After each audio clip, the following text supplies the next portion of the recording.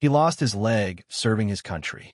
At the airport, he lost something else until one man quietly gave it back. "Excuse me, sir, are you flying alone today?" The question didn't come with a smile, just a tired glance from a Delta desk agent with red curls and eyes that screamed of early shifts and not enough coffee. It was barely past 5:30 a.m. At Jackson International in Mississippi Terminal, still yawning, lights humming like they weren't quite ready to be awake either. Darnell Air. Jennings, retired staff sergeant. Army nodded once, deliberate. "Yes, ma'am." His voice was calm, solid, like it didn't need anything extra. He slid his old military ID across the counter's cuffed, like him but still valid. The agent glanced down, then back up. He was tall 6'2", easy, and carried himself like a man who'd spent years making quick judgments in dangerous places. You know, the kind, shoulders straight, words few, but eyes always measuring. But the drag of his left leg gave something away. A subtle click every time he moved, not loud, just enough to say, "Something here ain't original." The agent smiled, polite, reflexive, and her eyes landed just a second too long on the pant leg that didn't fall quite right. "Thank you for your service," she offered. "Always," he said, folding the ID back into his wallet like it was second nature. Which at this point it was. His duffel bag was the same one he'd carried through 3 tours d'art canvas. Tough stitching, no patches, no bragging, just wear. TSA was already a zoo, people buzzing like bees with boarding passes and bad tempers. A voice cracked over the PA. "Early boardings to Dallas and Phoenix." Darnell glanced at his pass gate. B12 still had time. He stepped into the security line. A toddler ahead of him wailed like the world had just ended, and somewhere behind him, a guy in a Bluetooth argued about stock options. Darnell stood in the middle of it all, quiet, heavy, but most folks didn't notice, except for the ones who stared at the leg. They tried to be slick about it, glances that bounced off like pebbles, but he saw them. Worse were the ones who tried to sneak a photo, thinking he wouldn't see the flash or the tilt of a phone just slightly off-center. He shifted his weight. His left leg, carbon fiber from the knee down, whispered that today was going to be a long one. And he felt it. Then he saw him, TSA Agent Corbin. Young, pale, buzzcut, fading in his scalp like the barber gave up halfway through. You know, the type, chest puffed out, chip on the shoulder, probably calls himself Alpha, unironically. "Step forward," Corbin barked, not looking up. Darnell placed his bag on the belt and stepped through the scanner. "Beep. Here we go." "Gotta go again, old man," Corbin said, smirking. Darnell walked back through. "Beep again." Corbin's eyes lit up like a kid at a magic show. Got yourself a robot leg. Terminator, huh?" He laughed like it was the first time anyone had ever made that joke. Nobody else joined in. "Combat injury. Kandahar. 2007, Darnell said, steady. Corbin shrugged. "Still got to check that out." "Policy." He clicked his walkie like it was a toy. "Supervisor to lane 3. Got a bionic vet with a hot leg." A woman behind Darnell whispered, "That's not right." People noticed. A teenage girl tugged her mom's sleeve. An older man frowned over his newspaper. But nobody said anything. Not really. Corbin leaned on the podium like it was a bar. "So what's under there? Steel? Titanium? Or are we going to unscrew the whole thing?" Darnell stared at him. "IED. Below the knee." The smirk twitched just a little. Then came Budronather, TSA agent. Older. Eyes sharp. No patience for theater. She glanced at the screen, then at Corbin. "What's the issue?" "Metal leg." Darnell raised his cuff just enough to show the black prosthetic mat. "Military issue, no frills." "You retired?" she asked. "Army. Staff sergeant. 8 years active. 5 reserves." She side nodded at him. "At the situation. We'll do a manual pat down.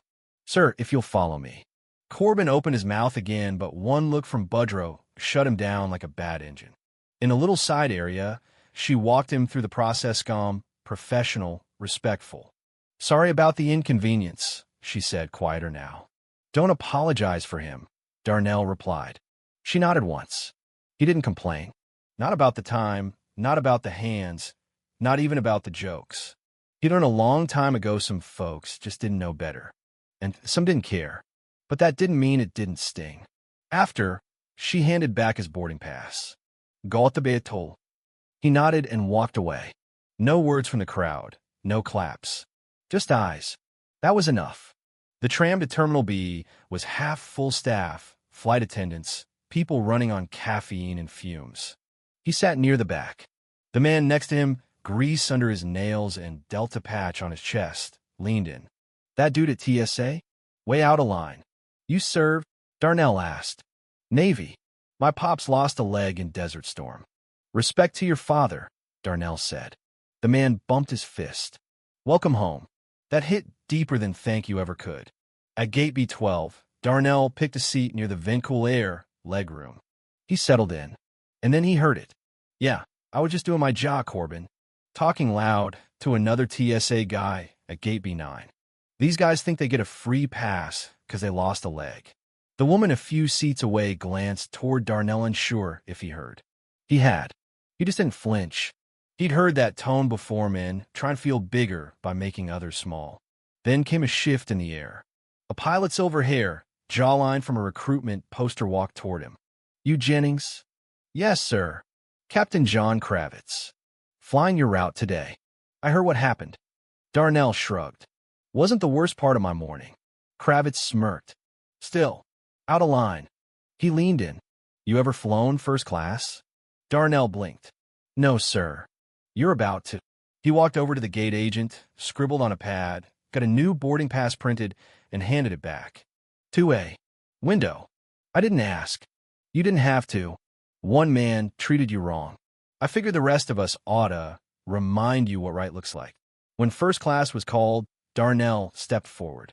Corbin passed him going the other way, caught a glimpse of the new seat assignment. Didn't say a word. Didn't have to. The moment said it all. Flight attendants greeted him with that smooth, professional warmth. Right this way, Mr. Jennings. Seat 2A was soft, wide, absurdly spacious. He settled in, adjusted the leg. Looked out the window. A few passengers glanced over. One kid in a blazer tilted his head like that guy doesn't belong up there. Let him wonder. Kravitz walked by, nodded once. Darnell returned it. The plane lifted, and Darnell's mind drifted. Not to clouds, but to Kandahar. 2007. Heat like punishment. Dust that got into everything. The sound of mortars at night. He remembered the blast. The ringing. The silence after. Not just the pain what came after. The rehab. The doubt. The long row back. He opened his eyes again. A woman across the aisle smiled, not pity. Just kindness. Thank you for your service, she said. Thank you for noticing. Somewhere over Alabama, the cabin settled into that soft hush only airplanes get right. A flight attendant brought lemon water. The man beside Darnell asked, Army? Yeah. My brother was Air Force. I saw what happened at security that wasn't okay. Folks forget there's a difference between protecting and profiling. Then Kravitz appeared again. You mind if I sit? Go ahead. The captain leaned forward. Don't carry that agent with you too long. I won't, Darnell said. I've carried heavier. They talked quietly, two men from different wars, but the same fight. You ever write your story down? No. You should. The flight landed in Atlanta. Passengers shuffled off. Darnell stayed seated, calm, patient. He moved like a man who wasn't trying to be first, just trying to do it right. Corbin was waiting near the gate. Clipboard. Pretending to be official. Darnell walked past. No glance. No word. And still he won. Outside the terminal, a kid tugged his mom's hand. Are you a soldier? I was. You got a robot leg? Darnell knelt down. Not a robot, just a helper. Reminds me where I've been. Did it hurt? Yeah. But hurting's not the same as stopping. The mom whispered, thank you. He stood. Take care of him. Looks like he sees more than most. Down at baggage claim, he sat alone for a while. No bag to pick up. Just quiet. His friend Reggie pulled up in a dusty Camry. Fellow vet. Airport runs on the side. Look at you, first class and all. Champagne or peanuts. Just water and space. But I'll take it. They drove. You mad? Reggie asked. No. Just tired. Of explaining what shouldn't need explaining. You think people want to hear stories like that? I think people need to understand what survival looks like. Not the movie kind, the everyday kind. Back home, Darnell sat at his desk. The house was quiet. He opened a notebook, wrote 4 words, "You ain't gotta march," then paused to still stand tall. Because sometimes the loudest statement is just one man sitting quietly in seat 2, carrying something heavier than luggage-carrying dignity. If this story moved you, speak on it. Right or wrong, silence or courage, where do you stand? The comments are yours.